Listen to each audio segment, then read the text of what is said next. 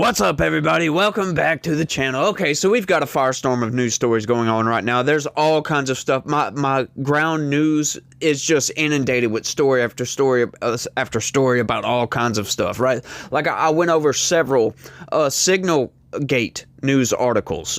Check this out. I'll show them to you right quick. I'll flick them up on the screen. Let's go over these right quick.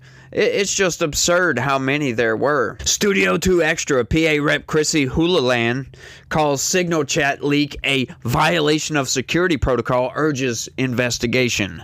Goldberg pushes back on Walls. Phone numbers don't just get sucked into other phones. Then you got White House says case closed on Signal chat despite calls for investigation. What do you mean despite calls for investigation? There's already been an investigation.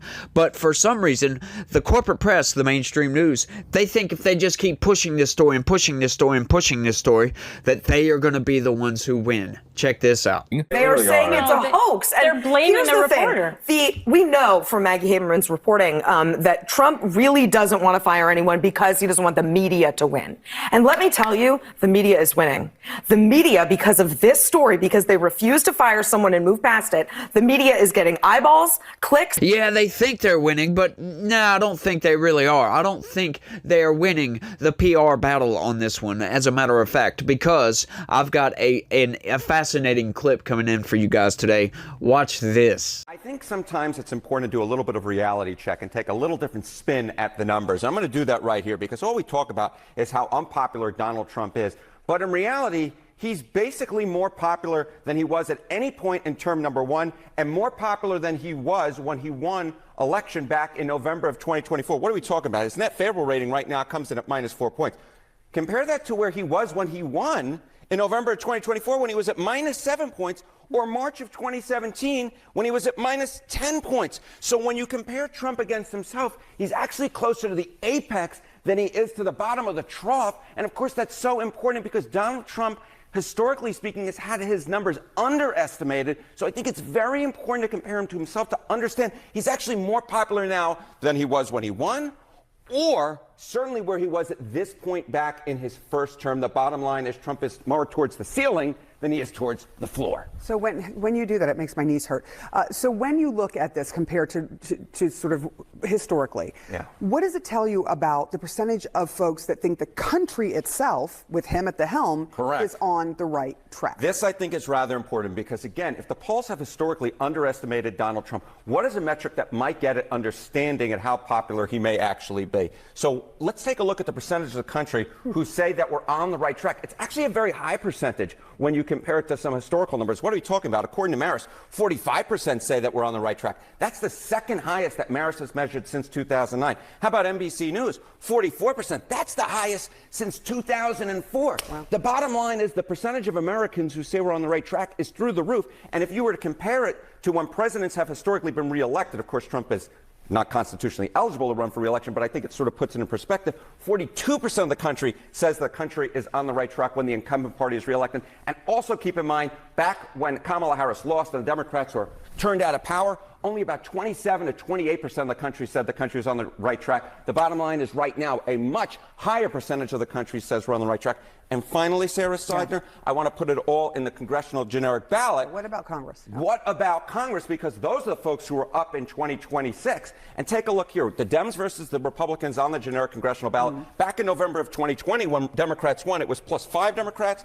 Tied in November of 2022, +1 in November of 2024 when Republicans maintain control. And then you look at March of 2025. This number looks a lot more like 2022 or 2024 when Republicans won control of Congress. The bottom line is, yes, Donald Trump's approval rating is lower than compared to a lot of his predecessors, but it's higher when compared to himself. A lot of folks say the country's on the right track, and the generic congressional ballot looks a heck of a lot more like when Republicans win than when Democrats win. It will be interesting to see if any of what just happened with these leaking of the text plays into it in a later poll. But this is very telling. This is very telling. At least at this point, Republicans are still in the catbird seat. And you see what I mean right there at the end? She had to throw that, the leaking of the text. Yes, the Democratic propaganda machine just isn't working right now, folks. The people can see what's actually going on with all this. It's a bunch of nonsense. The Democratic Party is absolutely in chaos. It's in shambles right now. Their polling numbers are just at rock freaking bottom, and there's nothing that they can do about it. They are doing absolutely nothing about it, and I don't know what they can do to fix the Democratic problem that we have in this country. Yeah, Democrats are just in this terrible hole right now, and like I said, I'm not sure what they can do. I don't think they can do anything except do a 180 about face, denounce all this woke garbage nonsense that they've been pushing forever, and try to come back from some of this. But once again, they seem to think that they can just ease on down the road. Everybody's going to forget about this. Just keep pumping out that propaganda. Let the corporate press do its job and pump that propaganda out to everybody, y'all. So now that they have absolutely nothing to run on, this is the new narrative that they're coming in with. Check this out. First 2 months in office, trying out a new tactic to not answer questions from reporters. The tactic, feign ignorance. I know nothing about it. I did not. I know nothing about that. I don't know when it was signed because I didn't sign it. I don't know anything about Signal. I wasn't involved in this. I wasn't involved with it. I wasn't there. Nothing classified was shared. Well, that's what I've heard. I don't know. I'm not sure. You'll have to ask the various people involved. I really don't know. Have you been briefed about the soldiers in Lithuania who are missing? No, I haven't. I don't know. Wasn't me. He wasn't involved in the Signal thing. He was not involved in it. But there was a lot of I don't know. There's a lot of I don't know. Well, At least how is he supposed to know about it if he wasn't involved in it? Seriously, I do think that the fact that the President of the United States was not briefed on 4 missing soldiers, I mean, having been in a White House, that is something you would brief. So I don't know, maybe Mike Waltz was pretty busy those last couple of days, but somebody should have briefed the president on that. I do think it's like just a little odd that he says he doesn't know anything about things that he's actually supposedly signed. Maybe he signed it via AutoPen or something else. But he definitely has I mean, he has signed proclamations, and then he says, I don't know anything about that. That is also a serious problem. See, folks, and that right there, that's media manipulation 101. That's very, very base level nonsense garbage, if you ask me, because what are we even talking about here? We see Donald Trump say, I don't know, I have no idea, blah, blah, blah, blah, blah. What are the questions? What is it in reference to? What are we even talking about? What is the discussion going on? The very last one. Right? And then she goes on and starts talking about, well, he should know about that. Well, maybe he does, and maybe he doesn't want to talk about it, right? It's better than him just blabbing out some nonsense and lying to the American people. It's better him to say, I have no idea, I haven't been briefed on it. Maybe he hasn't been briefed on it yet. Maybe it had just happened. Like, once again, we don't know when these clips were taken. We don't know in what context. We don't know anything about this. So you guys got to be wary of clips like that, and the media, they do that a lot. And once again, like I said, that's propaganda 101. You got to keep your eyes peeled on those types of situations. But once again, we've got some craziness going on out in this world, y'all. Really, really crazy stuff going on, especially with Elon Musk and this whole Tesla thing. And the Democrats, they're just losing.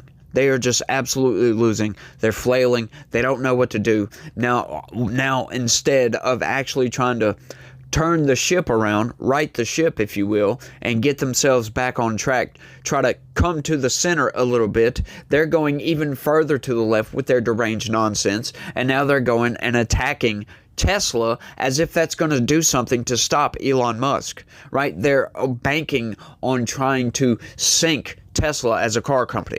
What kind of sense does that make, y'all? Do you think that that's going to stop Elon Musk? Once again, no, especially when you have the federal government is going to classify these people as terrorists, and you're going to get hefty sentences when you go to court for all these actions that you guys are taking. So you better not get violent. That's all I would have to say about that. But, you know, once again, the left, they're so deranged, they're so lunaticish, I don't know how you would say that, but they're so crazy that they don't even know how to be normal human beings, as a matter of fact. And once again, you got to watch the corporate press. I got some media manipulation, some more media manipulation, where they're trying to suppress this story a little bit, if you will. Like, check this out, y'all. We had an incident at one of these Tesla dealerships, and the way the corporate press is framing all of this is crazy, y'all. It really is. So I see this news article, and I'm like, let me click on this, and I'm going to see what's going on here. And I come up on Idaho man arrested after allegedly hitting protester with car at Tesla dealership. Now, how that is framed out, that would make it sound like there were some anti-Elon Musk protesters right at this Tesla dealership, and somebody got pissed off and hit them with a car. No, my friends, that is not what happened. As a matter of fact, I scroll over to the Gateway Pundit and I see this.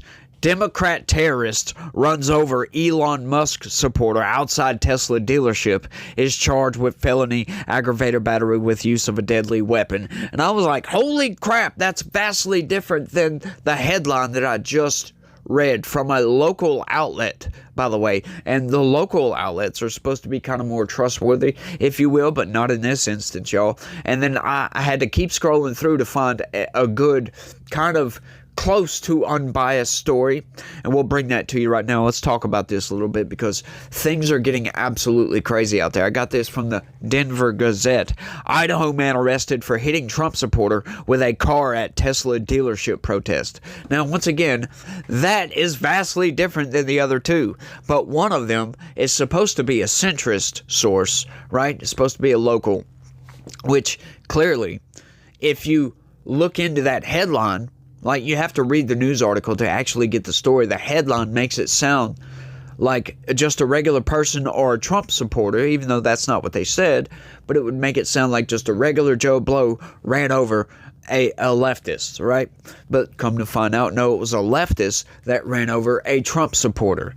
It's all just insanity what is going on. These people are losing their freaking minds over what Elon Musk is doing. Imagine this. Imagine getting one of these people and trying to debate somebody. Like, so you're mad at Elon Musk, right? So you're pissed off at Elon Musk. You're just so mad. You're going out there and you're protesting Tesla for some reason, as if those two are connected anyway but Elon Musk, right? Because they're not really connected, not in the least. But I see what they're trying to do. They're trying to actually sink the company to put a hurting on Elon Musk. But you get one of these people and you ask them, why are you mad about this?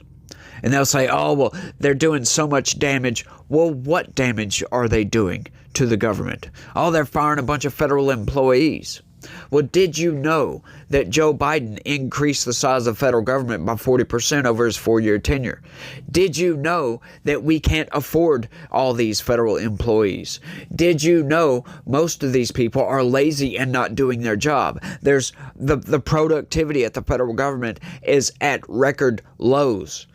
Did you know that? Like, did you know any of this? Did you know that all of these programs and all of this nonsense is funded in a deficit? They won't have anything to say. They'll just get pissed off and try to punch you in the face. They're just crazy. They're just outright crazy. So I would be careful, especially if you own a Tesla. But, you know, what I've been doing over the past couple of weeks, every time I see a Tesla driver, I'll make sure and give them a thumbs up. Shake my fist at them or something like that. Sorry, I got a itchy ear right now. And it's like really bothering me for some reason. But let's get into this right quick so you can see how deranged this lunatic is. Because he is a 70-year-old man was arrested after allegedly driving his car into a man exiting a truck with Trump flags displayed on his vehicle to show support for President Donald Trump. The incident happened in Meridian, Idaho during a protest at a Tesla dealership in the city on Saturday afternoon. Two groups converged on the location to engage in demonstrations. One group reportedly included about 30 anti-Tesla protesters voicing their displeasure with the Tesla CEO Elon Musk for his role with Doge. In the second group, there were approximately 200 counter-protesters who supported Elon Musk, Tesla, and the efforts at Doge. Imagine that. Right? So once again, this goes toward the sentiment in this country. You've got all these deranged leftists going after Tesla for some reason. Like, why don't you protest the federal government somewhere? If you're going to protest the federal government, because Tesla is totally unrelated, except that Elon Musk owns like he's the CEO, but he still owns like, I think 10 or 15% of the stock. Like, he's not even the majority shareholder, I don't think. I think there's other people. But anyway, that's neither here nor there. It's still unrelated regardless, right? Plus, you're going after innocent people, too. Like, there's all these Teslas getting vandalized at people's homes, on the streets. I saw a video today of some lady, like a 40, 50-year-old lady, was just driving down the road minding her own business, and some guy came and cut her off, pulls up in front, stops her from moving, gets out, and starts punching her in the face. It's like, why? What did this lady do to you? Like, these are people, folks, but the leftists, these lunatics, do not care. They really don't. They don't care if you're, pro-Trump, if you're anti-Trump. If you have a Tesla, that's all they need to know, and they're going after you. This needs to be ended quickly. But let's keep going. At the demonstration, Christopher Talbot allegedly made an obscene gesture at a 49-year-old Trump supporter upon exiting from his vehicle, and then allegedly hit him with his car, according to reports. The victim was able to get Talbot's license plate before he drove off, which led police officers to his home address, where he was arrested. He was charged with aggravated battery and booked into the Ada County Jail, NBC News reported. The victim was a counter-protester at the demonstration and, after Talbot hit him, reportedly drove himself to a hospital nearby to be treated for injuries. Reports indicate the victim had been driving a truck with pro-Trump flags and had just parked and exited his vehicle when Talbot struck him with his car, Meridian police said. The victim drove himself to a local hospital where he was treated and released with non-life-threatening injuries. The victim's identity was not released to the public.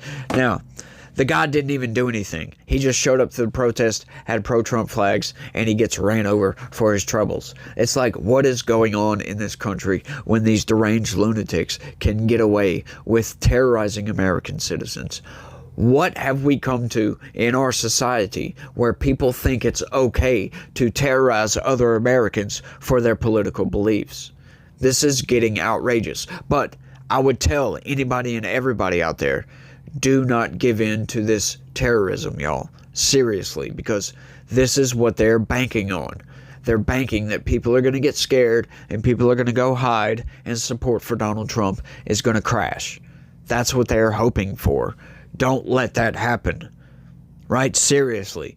Voice your support for Donald Trump. Let these people know that they are on the wrong side of history. They are the lunatics that are out here causing violence and vandalism and all this other nonsense. Let these people know that we should shame these people into oblivion. Let them know that they are lunatics, that they are deranged leftists, and that they lost the election. Just rub it in their face. Like, seriously, don't get violent. Do not get violent with these people, because, once again, that's buying into the nonsense. I'm going to say that right outright. Do not stoop to the level of this, because this is absurd, y'all. We cannot live in a country where people can't even work out their political differences and still be amicable with each other, right? Like me and my neighbor, just because we have difference in beliefs, right, doesn't mean we can't go and talk to each other. Doesn't mean we can't go and try to convince each other of our beliefs. Right? And not saying that my neighbor and I don't believe in the same things, because, as a matter of fact, he's probably watching this video. What's up, James? But anyway, what I'm trying to get at here is, I don't know how to fix this situation, but somehow we've got to cool the temperature down. We've got to push back. Let these people know that you're being deranged. You're being a lunatic. You are just flying off the rails for no apparent reason whatsoever. Because, once again, like I said, if you actually dive into this, these people don't even know why they're mad. They're just mad. And I blame it partially on the corporate press. But you blame it a little bit more on Democratic lawmakers, as a matter of fact, because they're the ones that get out there and they spew all this nonsense. Oh, he's damaging this. Oh, he's taking away benefits from these people, when it's all lies. It's all nonsense. It's all garbage. Every single freaking bit of it.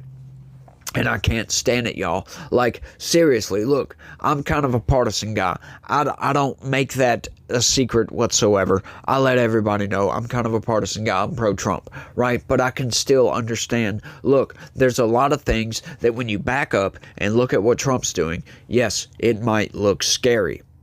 But, once again, I read news constantly, so I know what's going on. So I understand the depth of the problems that this country has, the problems with spending that we have. $1.8 trillion deficit spending is no joke, folks. It really is no joke. And if I could somehow get it across to these people that all these tariffs, this is meant to reinvigorate this country. Sure, some prices on those specific imported goods that are going to go up.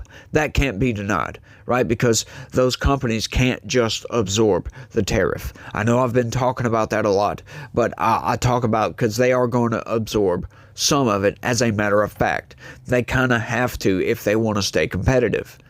That's just how the market works. I'm sorry, like I'm mentioning this because I got a lot of blowback from one of my videos I did about the Ferraris the other day, and a whole lot of these haters come in the comment section saying, I don't know what I'm talking about, blah, blah, blah, blah, blah. And I love those, by the way. I love it when people do that because I get to type back and just destroy the narrative on that. And it's the truth, though. Like, prices are going to go up a little bit, sure. But once again, a lot of these companies, they do so much product sales to the United States that it only makes sense for some of these places to build manufacturing in the United States to save that tariff, right? So they don't have to pay that. A lot of companies already do this in the first place. That's just going to expand that. And that's the point of these. Some of these tariffs, sure, they're negotiating tactics. They're not meant to actually go into effect. They're just meant to negotiate so we can get something out of the deal, right? Like with Mexico and Canada. Now, with Mexico, it's a little bit different story because we have China subverting the United States, right? Like, that's something else too. I'm going to sidetrack for a little bit. Like, a lot of these tariffs, like for China especially, right? They tariff our goods. What, is it not fair to have reciprocal tariffs, just the exact same amount? I mean, we don't sell nearly as much to China as they do to us. That is one of the most massive trade deficits in the world. It is the most massive trade deficit in the world, from China to the U.S. and from U.S. to China, right? It's insane. And these people are complaining about tariffs. Like, come on, this is totally unfair. I thought the left was about paying your fair share. Like, seriously. But they can't handle that argument. They get mad and they start typing hateful comments. As a matter of fact, they always do. Because they run out of logic, they run out of an argument, and they just can't handle the truth, I guess. But that's what these tariffs are going to do.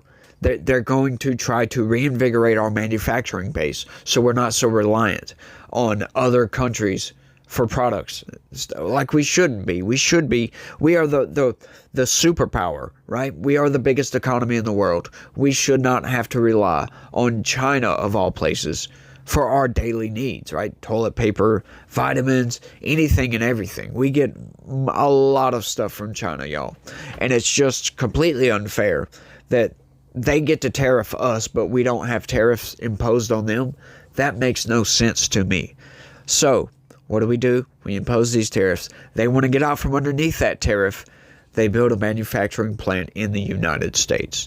Now, places like Ferrari in that video, they're not going to build a plant in the United States. So people are just going to have to deal with that.